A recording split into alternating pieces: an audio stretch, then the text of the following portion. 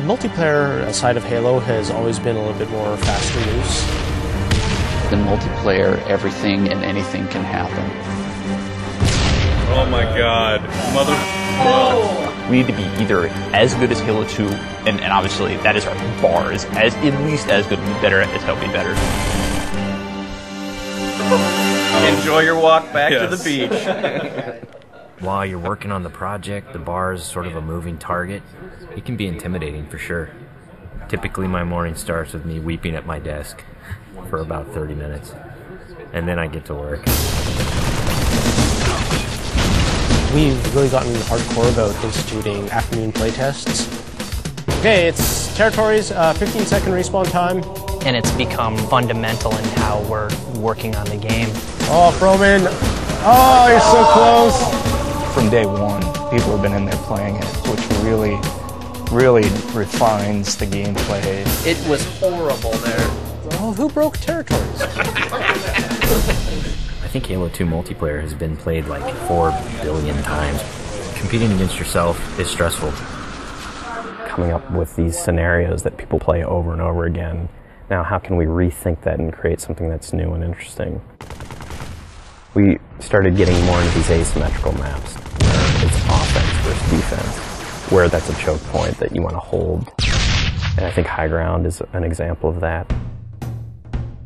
Some of the specific things that we tried out were having a wall that you have to get past. That sort of defined whether you won or lost the game. And then we stuck some towers in, and we put AI gunners on all the towers. So as you're running up the hill, you're just getting tagged by all these AI guys. That's the direction that we went. We're like, whoa, that's way too hard. In this version, the wall is actually perpendicular to the hill. And in the final version of High Ground, that wall has been rotated 45 degrees because it had 2 turrets up here as well as 2 turrets in the other tower. So there was a lot of firepower coming down on the hill. That got all simplified into 1 turret actually right above the gate, which we felt was not as brutal to the attackers. It's pretty obvious to us when we start working on these maps that they have to be fun for the 100th and the 200th and the 1000th time. You weren't figuring out the switches in the doors? Yeah, the glows are like you want to walk up and like Watching people run through your map challenges a lot of the assumptions you made about it. Like, oh, I think people will use this hill for sniping, and then no one uses it. Then you get great comments like, this map sucks, I hate this spot, I hate you. A lot of the time that we spend on these levels are in the details, making sure that the run to a weapon is equal for different areas, getting the distances right for flag captures. Because we make such an effort to place titled objects in a level, like the waterfall, the bridge, the porta potty, people can say the flag is down by the porta potty. That immediately helps with that social aspect. Don't tell them about the porta potty. One of the things that we talked about in pre-production was player movement, and that's where the man cannon came from. There's different ways to move the player around the map. In Halo 1 and Halo 2, we had these teleporters. Although it was a great way to get around quickly, it didn't provide as much inherent danger as the man cannon does.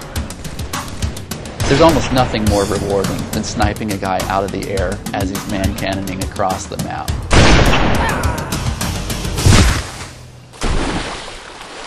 Whatever weapon that you start off every round with is going to really affect the decisions you make. There's this thing we didn't really identify in Halo 2, that if you spawn everybody with a dual-wieldable weapon like the SMG, it changed the game. People stop meleeing and people stop grenading because when you're dual-wielding you can't do either of those. One of our weapon modelers, Tom Doyle, said, hey, this is a great chance to bring back the assault rifle from Halo 1. The assault rifle's design language really works well with the Master Chief. It has such a unique kind of silhouette and look to it that we really didn't want to change with what is already a Halo canon. But in terms of design and gameplay, it's been adjusted pretty considerably. The weapon has a kind of a shallow clip, so it came down to how best do I use my melee attack, or how best do I use my grenades in order to tip that fight a little bit over in my favor. The assault rifle works really well with the golden three things of Halo, which are weapons, grenades, and melee. The different kind of weapons that you get to use now, the way that they're balanced against each other, the way the weapons are placed on a map, it brings a certain something to the map that just makes it play right. You have a situation which is very common, two guys get into a fight. Is there a way to mix that up? Say you start getting hit by a battle rifle from behind. Let's say you have a bubble shield, you drop it, all of a sudden you're completely shielded from this guy who was firing on you. Or you have a trip mine and you realize a warthog is barreling towards you. You deploy the trip mine at the last second. And yes, you die, but you take out those damn bastards that just ran you over. When you are done as a group playing together, the first thing you want to do is talk about it. Every game you play, you're going to be having a save film that you can stop time, shift camera angles. When you watch that. Oh, look at that! This sucks! I think being able to share it with your friends makes the smack talk even more powerful, because it's not just, oh, I just shot you in the head from across the map. It's, I just shot you in the head and let's watch it in slow-mo. It's really going to help people improve their play if they can see it from the enemy's perspectives.